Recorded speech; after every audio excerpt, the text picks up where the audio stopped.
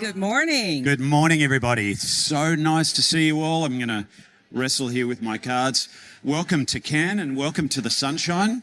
It is so nice to be in some nice warm weather. My name is Michael Schmidt and I'm with AWS. I look after industry partnerships at AWS and we focus on our top line of business customers and partners and helping them ultimately get the maximum value out of their technology investments. And of course, right now, it's all about AI. I have the best job at Amazon. I look after, I get to get a visibility across lots of different industries to see what our customers and partners are doing. Everything from oil and gas to healthcare and life sciences to advertising, marketing, media, entertainment, you name it, financial services. So I'm very, very lucky. Today, we have a very, very interesting topic ahead.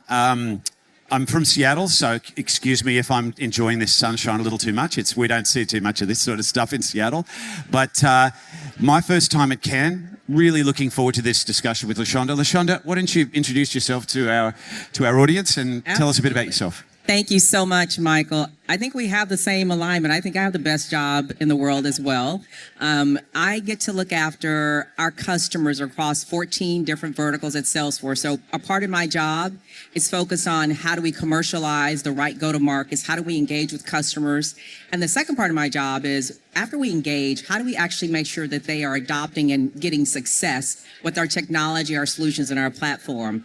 And those 14 verticals, similar to yours, we cover regulated industries like financial services, healthcare and life sciences, manufacturing, CPG.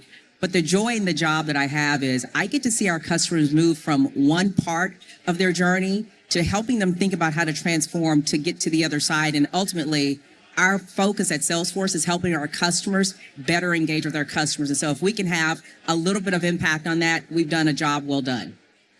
Thanks, LaShonda. Welcome. And I believe it's your first time at Cannes as well. It is my first time. And I have to say, Michael, I live in between Houston, Texas and St. Petersburg, Florida. So I love this weather. I feel like I'm at home, except I'm going to have a much better view today and this week.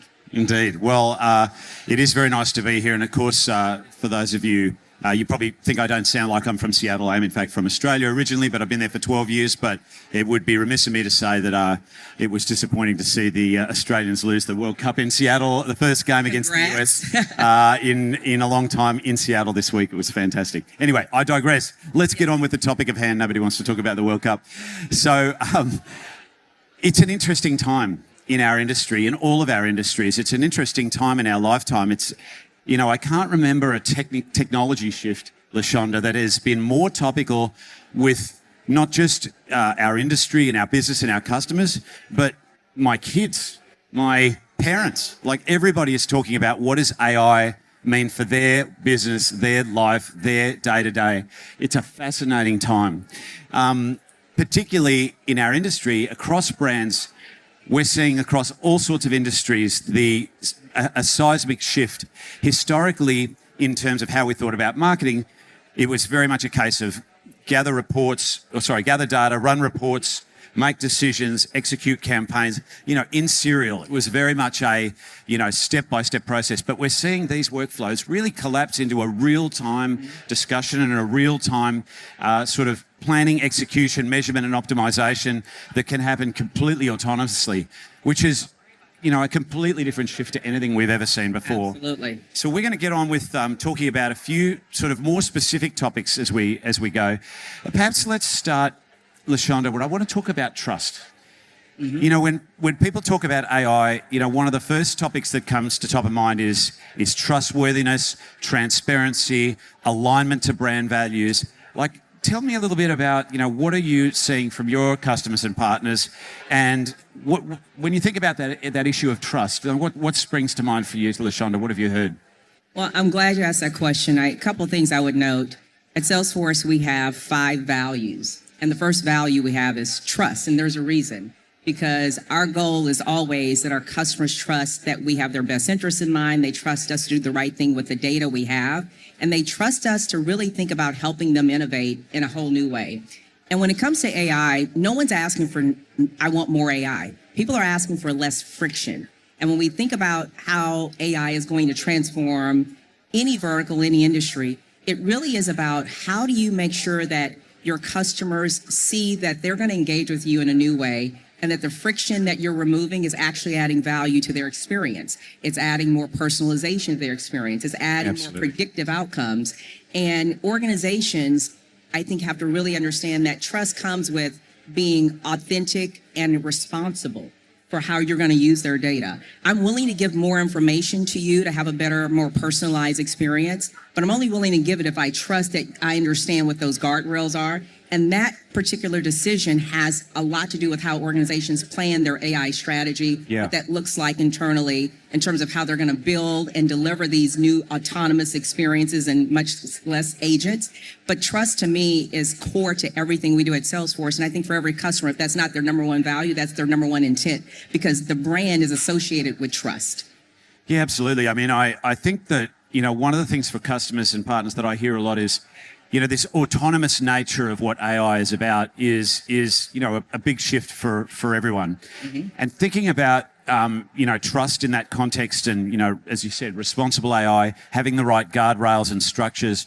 I think the other part of it is really thinking about AI transformation as a business transformation and thinking about the sort of the human in the loop factor of people. You might have heard that term a lot around, is like, how do we think about an augmented workflow that involves transparency, trust, human in the loop, trust and verify, rather than just sort of holistically hands off the wheel, straight from the get-go. Yeah. I mean, tell me a bit about what are your thoughts on that, LaShonda, in terms of thinking about that sort of human AI model and workflow? Like, is that something you talk a lot about with your customers and partners? Absolutely. We spend a lot of time, and I want to be clear, human in the loop, human at the helm, however you want to phrase it.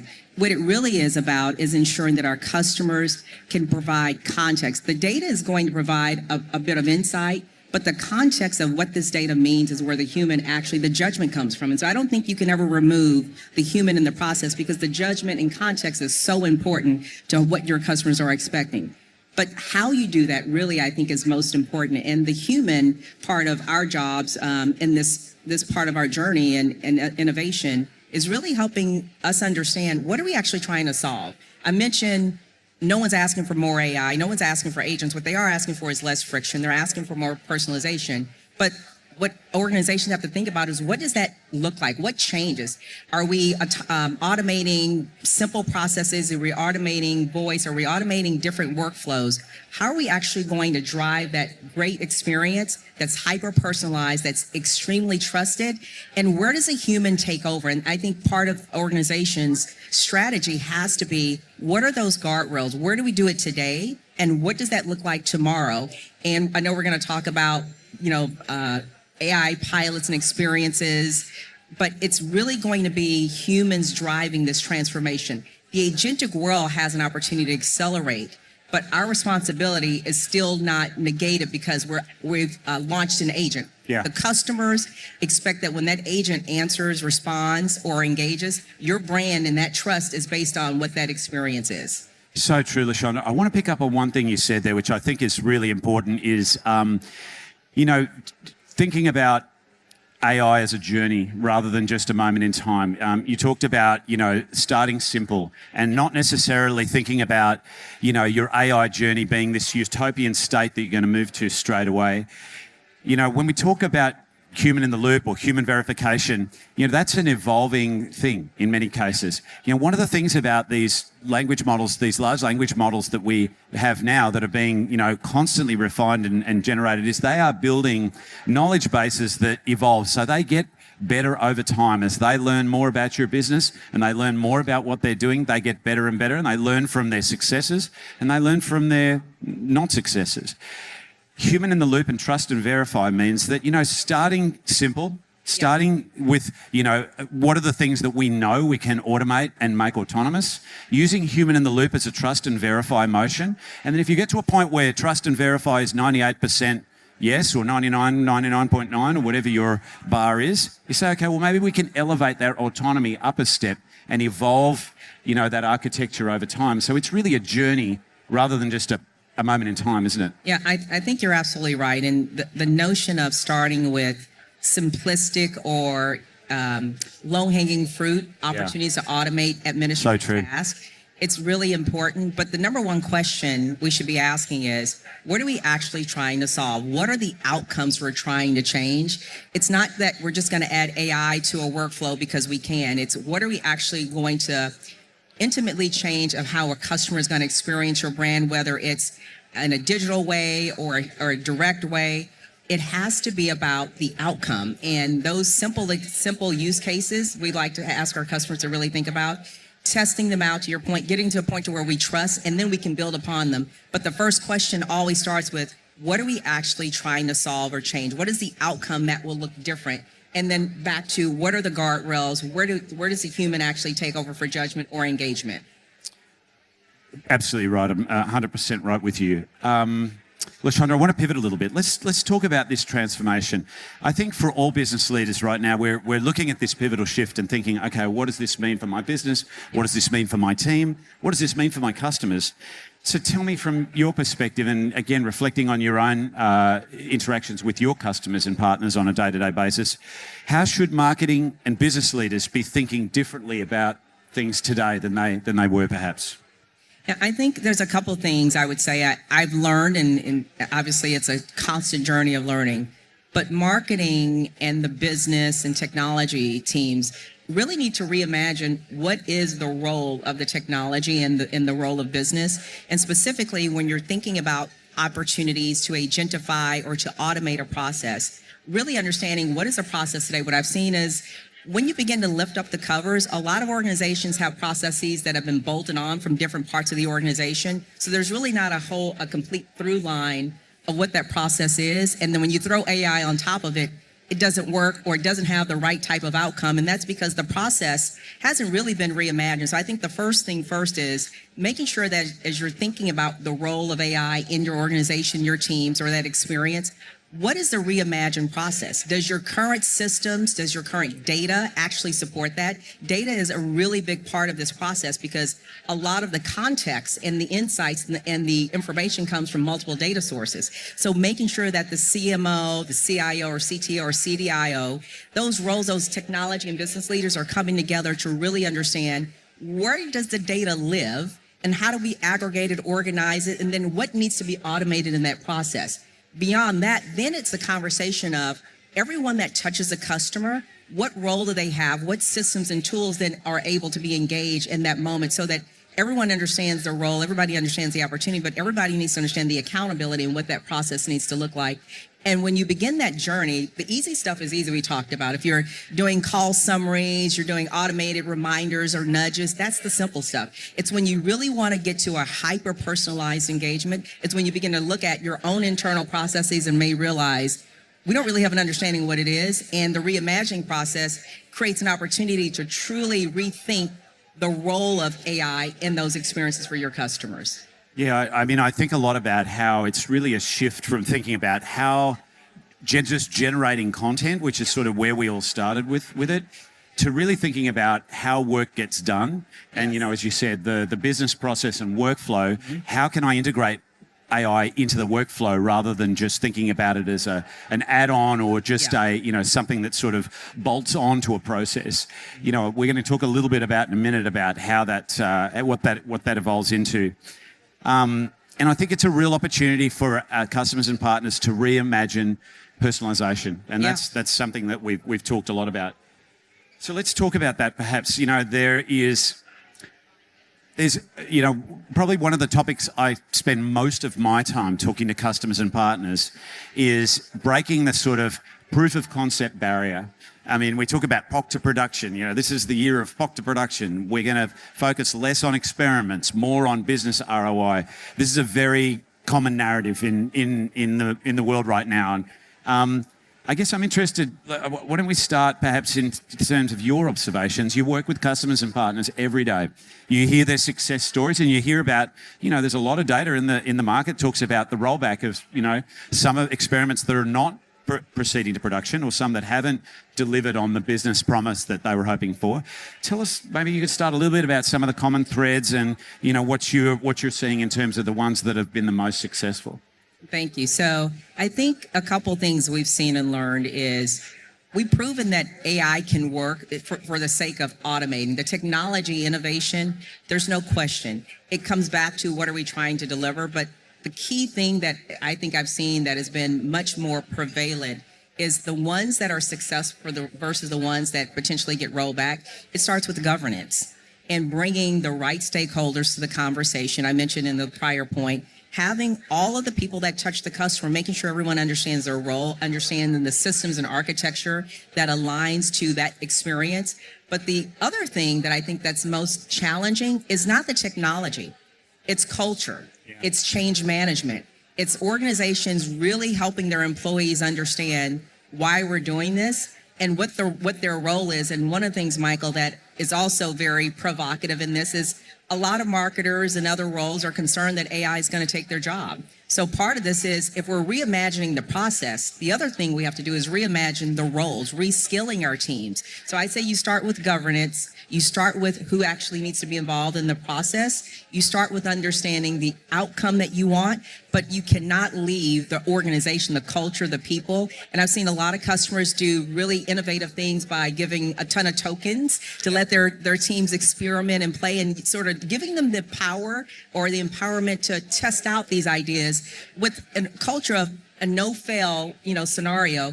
We're always going to be learning, but I think it's really important that people understand that the role that they're in today will evolve. We will not have the same roles we have today, and we shouldn't, because our customer expectations are much more demanding. Our customers' expectations are much more exciting as well. So I think it's a part of the culture. You have to figure out what does that change need to look like in the process, but also in the organization and the culture. And I think leadership, top down and bottoms up. It's not just we're pushing AI down. It's also that you're giving them space to reimagine, giving them space to experiment and really test out some new ideas of how they're going to engage with customers in a new way. And when you have the top down and the bottoms up, that's where you find magic. And you find new opportunities to really engage with your customers in a much different way. It's so true. I think just about even in my day-to-day work, like how AI helped me prepare for this trip, like how it wrote out all my notes for me and prepared my daily summaries in advance. And and that's a transformation that's gone on in the last couple of months. It's incredible.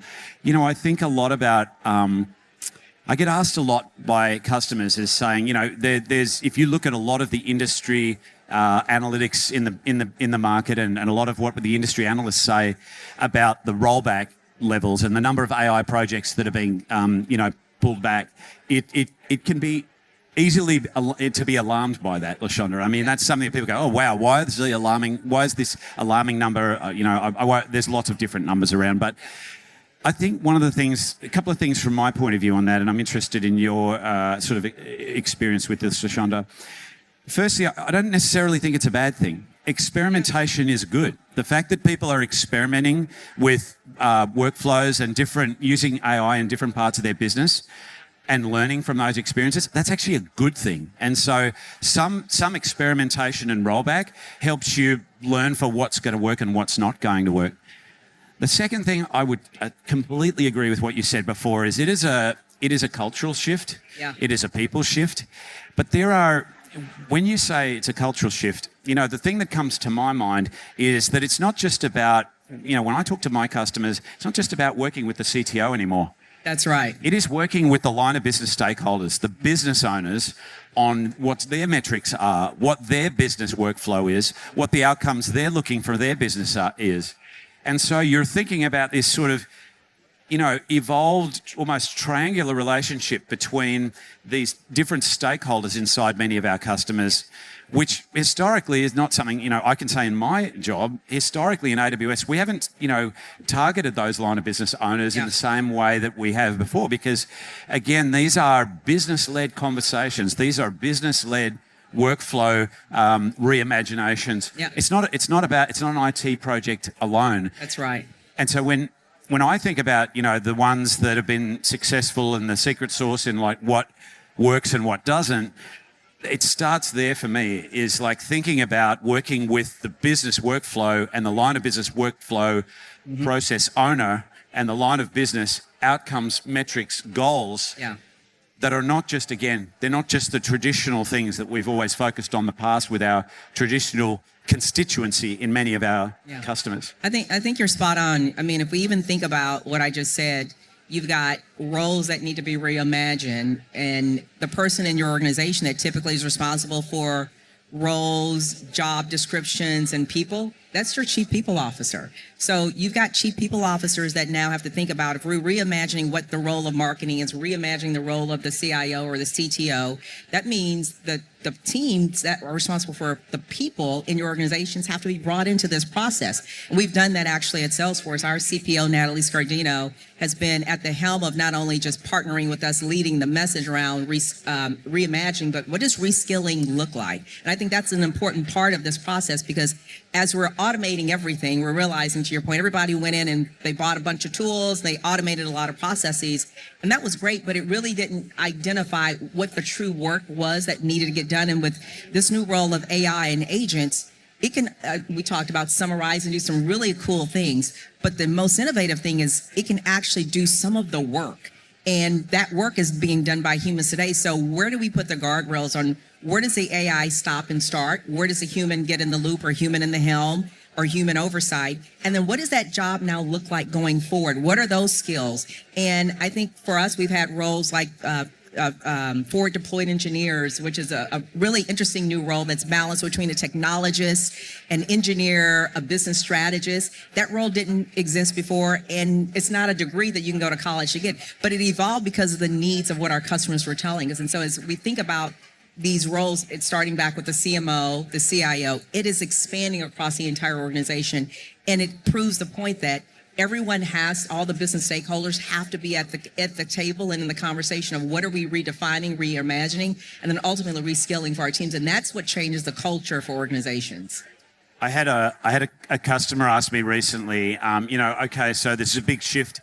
I'm working now with line of business stakeholders on line of business outcomes and line of business metrics. What's the secret sauce? Like, how do we do that exactly? And my response was, there's no one answer to that question. Every organisation is different. Every organisation, every customer I work with has, a different way of thinking about this, and they're at different levels of their evolution as far as how they think about this transformation. Yeah. And it's I would say there's a couple of golden guiding principles, I would say, around thinking about, what we talked about before in terms of business outcomes, and thinking about, business metrics rather than just technology measurements, which historically people have thought about. But it is really about listening to your customer and putting yourself in your customer's shoes. Yeah, I think customers give us feedback 24/7. It's how do you take those inputs? And then how do you think about where it needs to be personalized with the human? If you think about certain industries like healthcare, it's personal. So you want to make sure that there's a human touch. I will say personally, I'm willing to take as much information as I can and give it to my doctor for the sake of having better experiences and better health outcomes. But when it comes to something that has potential long-term effects, I want to have a person involved. Very different than when I want to shop on Saks or some other retailer where I'm willing to actually speak with an agent, because that opportunity and that experience can actually give me more value, because I'm not having to wait on feedback and back and forth in email or digital. It's an autonomous, constant experience. So I think it really depends on what you're trying to solve, but your customers are giving you feedback. Your customers are not going to ask you, where is AI happening? They're going to trust that you have it in the right places, and that feedback that you're getting from them is the cue or the signals that tells you where do you have the guardrails, where do you put governance, and then ultimately, where do you allow the agent or the human to do the work? Who's best positioned to do the work that's necessary to create the experiences you want? Because if AI fails, it's not AI that's failing, it's your brand. And that's all that customers are going to hold us accountable to. So true. I want to pivot, LaShonda, you're a people leader. You have a team. This is a people business. I wanted to talk a little bit about, what should human people leaders be thinking about in this transformation? I've heard, again, from me, this has been a transition like no other. I've heard stories. I had a customer tell me the other day that they have a software development group that are boycotting all AI tools in their organization because it's so personally disruptive for them. They're just like, and they've boycotted all tools. They have 30 engineers have said, we're not using these tools. Tell me about, as empathetic people leaders and wanting to navigate this with our teams, what should we be thinking about, LaShonda? What's been your experience? We talked about change management, which I said there's tons of technology and AI innovation enough to last us a lifetime. The hard part is the people. And I think part of that conversation is bringing people along the journey, giving people an opportunity to participate in ideas. So a lot of great examples of where customers are actually creating trust centers where they can bring these individuals across different parts of the organization and give them an opportunity to provide input. What actually is working, what doesn't work. But also, I think clarity of why are we doing this? So I think anytime you're creating change, you have to create a case for change. What does that look like to the organization? What is the role of the individual? And what is the vision? Where are we going? So I think having trust with your customers is equal to having trust with your employees, because those are the ones that are actually engaged with their customers. It's really, really important that you provide that vision, but you give people an opportunity to participate. And you're going to have people who don't agree. That's been at every stage of innovation. People may not agree not only with the what, but the how. So I think you have to just understand that's going to happen. But you're also going to have people who want more, and they're going to push the envelope. And you have to find a way to balance the two, because part of the journey we're in is if we keep the customer at the center, for us at Salesforce, that is clearly the number one priority. Trust is the number one value, but the number one priority is make sure people understand why we're doing this, and it's ultimately to make sure that we're improving our customer experiences. Yeah, I agree with you. I think it's a human transition as much as anything. And I think thinking about, one of the things that I've thought about is trying to help my team see it as an opportunity to make them, think of it as your superpower. It puts a rocket on you, rocket on a skateboard, as some people have said to me before. Yeah. Think about how it's going to make your team better. Yeah. But I think a big part of it is, really looking to use AI as making you better, giving you an opportunity to move more quickly, take away so many of the rudimentary things you day to day, reimagine your own job and the way you work. But I think a huge part of it in the very beginning is giving people the exposure to it and the opportunity to think about and be part of the process, rather than having it bestowed upon you. You must use AI, and we're going to measure how much you use these tools or how much you adapt or who's adapting the fastest. Just giving people the opportunity to take them along for the ride, as you said before. Right. That's right. And I think the last thing I would say is it really comes down to also creating more capacity. I don't know anybody who is not back-to-back in meetings, and our plates are extremely full with work that's got to get done. So if you can begin to showcase how this actually not only changed their job and role, but this gives them capacity to do the more deeper, more value-based impact, thought-provoking, provocative idea creating, it gives them a moment to think, I actually can do things that really matter versus the mundane work. I have to check off this, spreadsheet, do this analysis, put the spreadsheet together, and then send it off. If you can get an agent to do that, and I can spend more time thinking about strategy, I can spend more time thinking about competitive analysis, I can spend more time thinking about what's around the corner, that additional capacity and availability that I'm now given, that to me, that is a superpower, and that helps create more value for the organization, but also creates more trust with your customers, and then ultimately gives you the opportunity to be successful. Well said. I can't top that, so we're going to leave it on that note. It has been a real pleasure spending time with you this morning. Thank you, Michael. So much, LaShonda. Absolutely. I really enjoyed the conversation. Enjoy your week at Cannes. Have a great time. Make sure you wear sunscreen. Don't get sunburned. We have an enormous number of great guests coming up this morning, so look forward to keeping your company throughout the morning. Have a great week, and we'll see you all again next time. Thank you.